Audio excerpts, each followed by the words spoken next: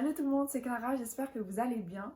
Je me suis dit que ça pouvait être cool de vous faire une petite vidéo recommandation où en gros je vous montre un livre puis je vous recommande quelque chose basé sur si vous avez aimé ce livre ou pas. Donc si ça vous intéresse, je vous laisse avec la suite de la vidéo. Et on va commencer avec un livre qui fait fureur, qui a fait fureur mais qui continue de le faire, et c'est Captive de Sarah Rivens. Si vous avez aimé tout ce qui est le fait genre d'être capturé, tout ce qui est syndrome de Stockholm avec un peu de la dark romance, un peu de violence, un peu de gang, je vous conseille Attirance criminelle de Jen Guerrieri. Honnêtement, moi Captive, j'ai pas tellement aimé, mais je pense que c'est parce que j'ai lu Attirance criminelle avant, enfin il y a des années. Attirance criminelle, c'est un de mes livres préférés. C'est comme ça que j'ai découvert Jen Guerrieri et depuis je l'adore.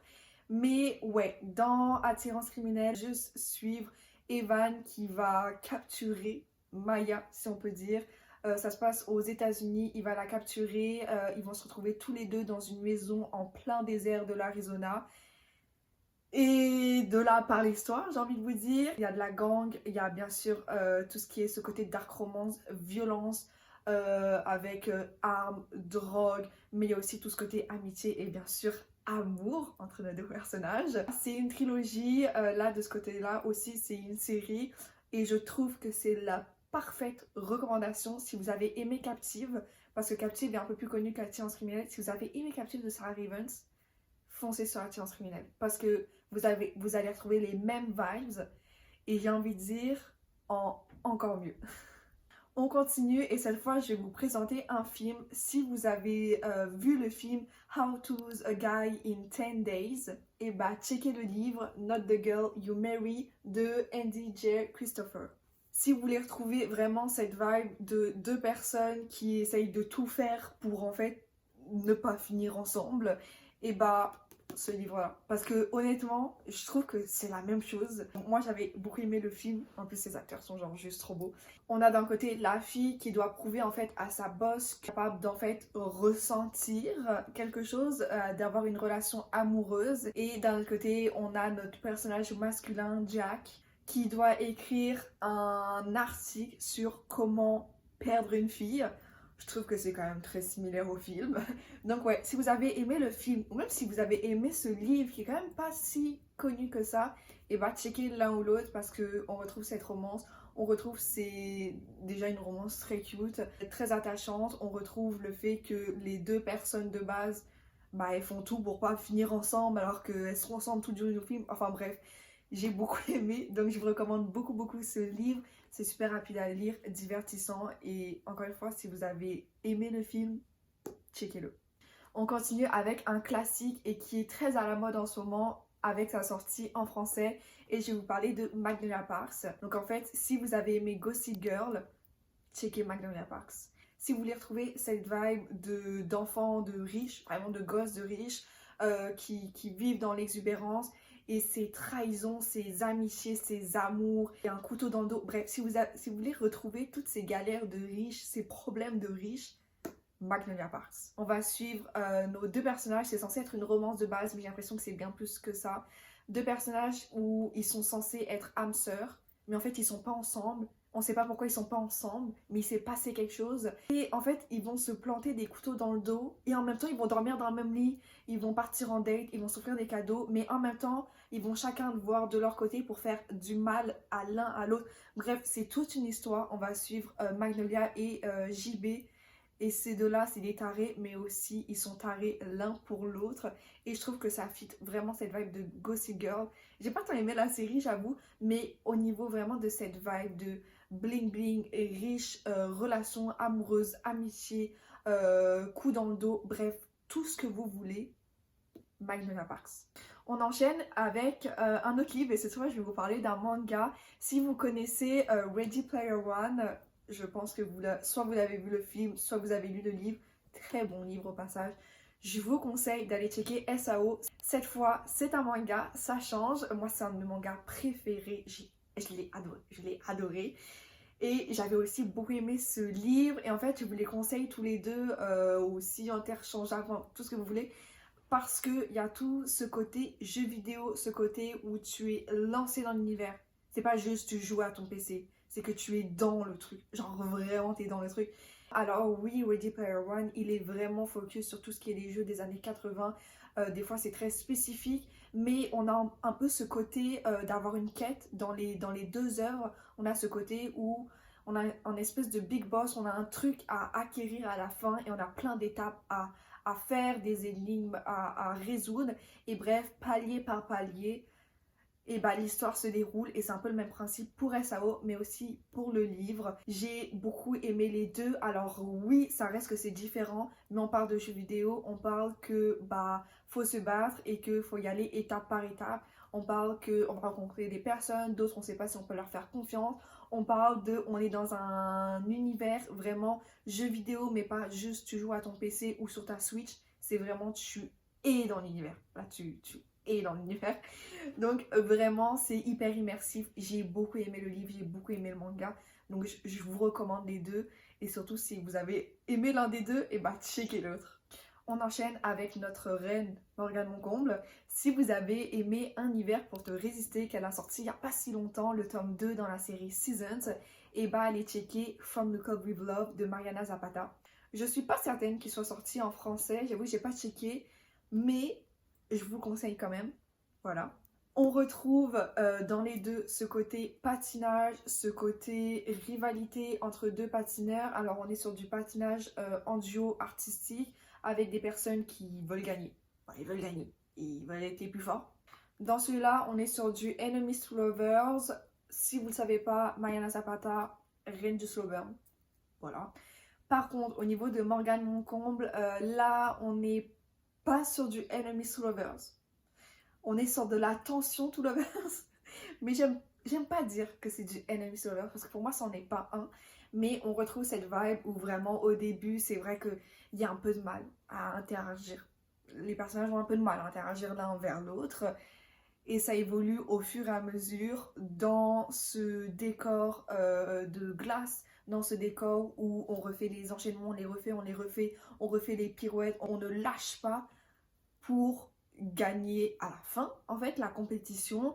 Et on a ces deux personnes, en fait, qui sont pas censées être en paire de base, mais qui finissent par l'être, qui s'y attendaient pas forcément. Et bien sûr, ils sont obligés de créer cette alchimie entre eux pour pouvoir que ça se monte sur la glace après, pour que on voit que vraiment il y a quelque chose qui passe entre eux quand ils dansent sur la glace. Donc vraiment, ils doivent construire cette relation. On retrouve dans les deux livres tous ces éléments, en fait. Ils restent différents, bien sûr, mais je trouve qu'ils restent quand même aussi très similaires. Donc si vous avez aimé l'un ou l'autre, bah checkez l'un ou l'autre, parce que les deux sont vraiment, vraiment très bien. Je les ai tous les deux beaucoup aimés.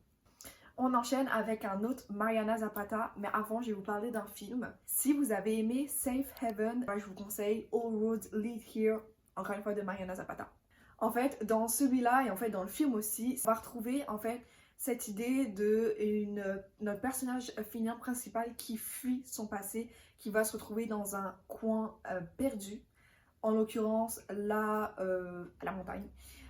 Mais voilà, qui se retrouve dans un coin perdu, qui est toute seule, qui doit recommencer du début, se réhabituer à cette nouvelle vie et qui est pourchassée en fait par son passé, qui a peur.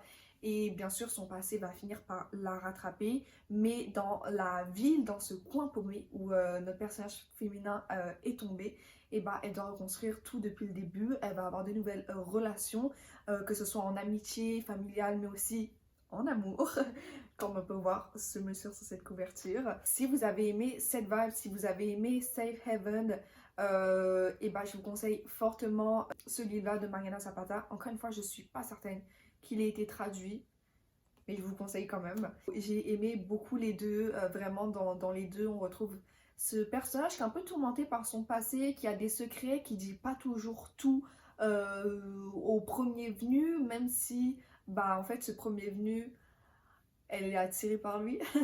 Voilà, il y a quand même une sorte de réticence, savoir si on peut lui faire confiance, et cette relation qui se construit au fur et à mesure jusqu'à temps qu'elle explose et que la vérité en fait éclate. Ça reste que tous les deux ce sont des romances, ce sont des drames plutôt que des comédies. Quand même super agréable parce qu'il y a tout cet aspect familial où tu retrouves une famille Voilà, tu changes de vie, mais en fait, tu retrouves une famille, tu recommences de zéro et c'est possible. Et nos deux personnages l'ont fait et bien sûr, ça finit bien, mais il faut passer par certaines étapes avant de trouver ce happy ending et de pouvoir vivre avec leur homme de leur vie. En l'occurrence, ici, c'est Rhodes. Et Rhodes, un nounours. Un nounours. Je l'adore, j'ai envie de lui faire un énorme câlin. On enchaîne avec 2 livres, pour le coup, là c'est bon, c'est 2 livres. Et j'avoue que j'ai pas tout de suite fait le rapprochement dans ma tête. Et je pense que il y a 2 personnes qui vont pas être d'accord avec moi. Mais je trouve que si vous avez aimé Normal People de Sally Rooney, et ben je vous conseille Happy Place de Emily Henry. Déjà les deux, ces couvertures, elles sont simples mais efficaces. Simples et efficaces, j'adore. En fait, dans les deux, et pourquoi je vous les conseille, c'est que déjà, toutes les deux, ce sont des romances, mais j'ai l'impression que c'est bien plus que des romances. C'est des romances où on a tout ce côté miscommunication. Donc, si vous n'aimez pas ça, passez votre chemin. Mais vraiment, on a des personnages qui sont complexes, ils s'en passent beaucoup dans leur tête. On va parler d'anxiété, on va parler d'amour, le fait de donner des deuxièmes chances, le fait d'être des personnes normales, comme le livre l'indique, le fait de trouver sa happy place parmi un endroit, mais aussi parmi des personnes. Voilà, je trouve qu'en fait, c'est juste que ce sont 2 romances qui sont bien plus que ça et qui touchent des sujets assez similaires, alors de façon complètement différente. J'avoue que Normal People, pour le coup, il est beaucoup plus poussé sur ce côté psychologique, alors que de ce côté-là, oui, on se concentre un peu plus, peut-être, en fait, je suis même pas sûre, sur ce côté romance entre nos 2 personnages, mais je retrouve cette vibe où on a des personnages à chaque fois qui sont tourmentés, qui c'est dur pour eux d'être ensemble, ils ont des obstacles à surmonter, malgré leur anxiété, malgré les problèmes de vie, ils arrivent à se retrouver l'un dans l'autre, ils arrivent à être à l'aise l'un avec l'autre, à se sentir libre, à se sentir bien dans leur relation, parce que d'un côté elle est saine, mais d'un autre côté elle ne l'est pas. Bref, ce sont des livres assez complexes, on a des personnages complexes, on parle de sujets qui ne sont pas simples, mais en fait, c'est pour ça que je vous conseille, si vous avez aimé un des deux, parce que sur ces sujets-là, ils se ressemblent, et en plus parce que tous les deux, ce sont des romances, mais bien plus que ça. Et enfin, je finis par un petit classique. En fait, si vous avez aimé Divergente, alors là, je vous parle du livre, mais je vous parle aussi des films, évidemment. Je tiens à dire qu'en ce moment, avec une pote, on est obsédé par Theo James. Il est incroyable. Parenthèse refermée, si vous avez aimé Divergente, je vous conseille la duologie de Book of Ivy. Alors, on est sur 2 livres assez différents, mais en fait, on a ce côté dystopie et on a ce côté d'une population qui est enfermée et qui ne peut pas sortir de la ville, en fait. Dans les 2 livres, ils savent pas vraiment ce qu'il y a derrière ces barrières, ou en tout cas, ils croient savoir, mais c'est pas vraiment le cas. On a aussi ce côté romance, où au début, c'est pas évident parce qu'on a 2 personnages qui sont différents. Là, honnêtement, entre Kat et Tris, au début, on va pas se cacher, ils sont quand même différents. Et dans ce côté-là, en fait, on a 2 personnages qui vont devoir se marier. Et si je me trompe pas, la mission de notre personnage féminin principal est de tuer l'homme qu'elle est censée marier. J'avoue que ça fait longtemps que j'ai lu ce livre, ça devait être pendant le Covid. Voilà, ça remonte. C'est des petits livres qui sont... Alors déjà, c'est une duologie, mais honnêtement, on dirait presque que ça fait juste un livre.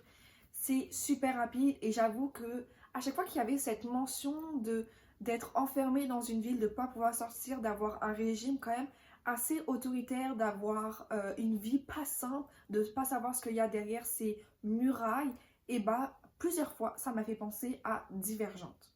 C'est pour ça que je vous recommande. Voilà, il commence à être assez vieux, pas tant vieux, mais on les voit pas souvent en ce moment en fait, ou en tout cas j'ai envie de dire pas du tout.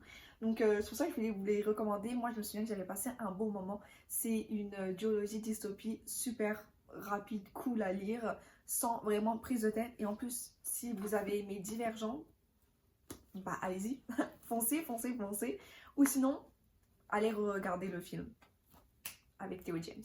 Bref, c'en est tout pour cette vidéo recommandation du jour. J'ai eu beaucoup de fun à la faire.